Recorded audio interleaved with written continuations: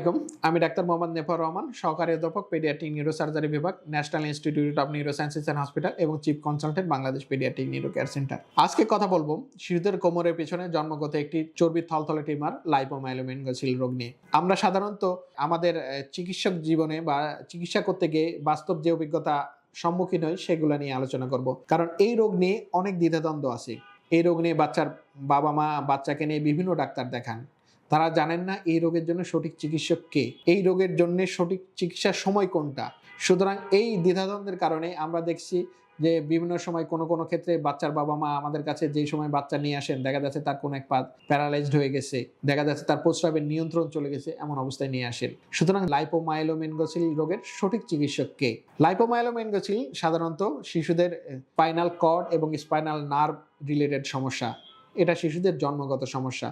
শিশুদের কোমরের পিছনে একটি থলথলে চর্বির থলে থাকে, যে থলেটা স্পাইনাল নার্ভগুলোকে পেঁচিয়ে থাকে এবং স্পাইনাল কর্ডের উপর বা স্পাইনাল নার্ভের উপর চাপ তৈরি করে বিভিন্ন উপসর্গ তৈরি করে। এই উপসর্গগুলোর মধ্যে দেখা যায় বাচ্চার কোনো পায়ের শক্তি কম থাকতে পারে, বাচ্চার প্রস্রাব পায়খানার নিয়ন্ত্রণের সমস্যা থাকতে পারে, বাচ্চার দেখা যাচ্ছে জন্মগতভাবে পা বেঁকে যেতে পারে। এছাড়া বাচ্চার আরো অন্যান্য আনুষঙ্গিক কোনো জন্মগত সমস্যা নিয়ে আসতে পারে।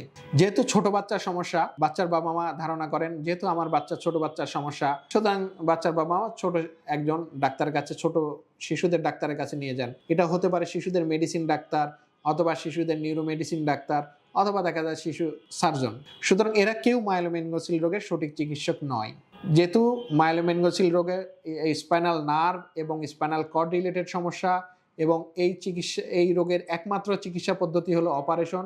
সুতরাং যে চিকিৎসক শিশুদের স্পাইনাল নার্ভ এবং স্পাইনাল কর্ড নিয়ে কাজ করে, সেই চিকিৎসকই এই রোগের প্রকৃত চিকিৎসক। একজন পেডিয়াট্রিক নিউরোসার্জন শিশুদের স্পাইনাল নার্ভ এবং স্পাইনাল কর্ড নিয়ে কাজ করে।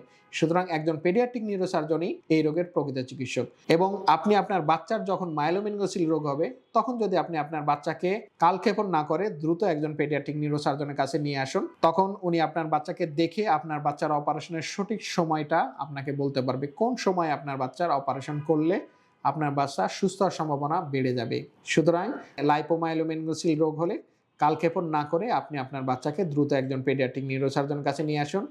উনি এ বিষয়ে দক্ষ, অভিজ্ঞ এবং সমসাময়িক জ্ঞানের অধিকারী, এবং এ বিষয়ে ওনার দক্ষতাকে সর্বোচ্চ বলে ধরে নেওয়া হয়। সুতরাং সঠিক সময়ে সঠিক চিকিৎসকের দ্বারা যদি সঠিক রোগের চিকিৎসা করা যায়, সেক্ষেত্রে সুস্থতার সম্ভাবনা অধিকাংশ ক্ষেত্রে বেড়ে যায়। ভালো থাকুক আপনার বাচ্চা, সুস্থ থাকুক আপনার বাচ্চা, সুচিকিৎসায় সুন্দর আগামী, এই প্রত্যয় বাংলাদেশ পেডিয়াট্রিক নিউরো কেয়ার সেন্টারে পথ চলা।